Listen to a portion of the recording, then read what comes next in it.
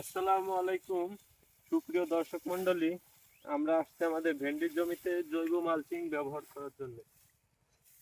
এটা আর কি মালচিং, এই মালচিং ব্যবহারে জমির উর্বরতা ধরে রাখতে সাহায্য করে। পানির সাথে এটা অনেক কার্যকরী।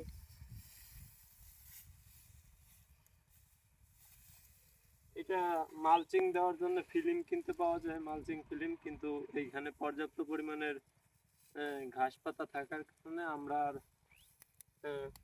মালচিং কিনতে যাইনি।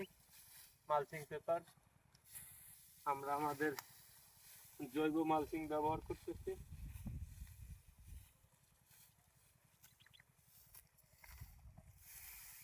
তো দর্শকবৃন্দ, আপনারা এরকম মালচিং ব্যবহার করুন ফসলের। আমরা আমাদের জৈব মালচিং ব্যবহার করতেছি।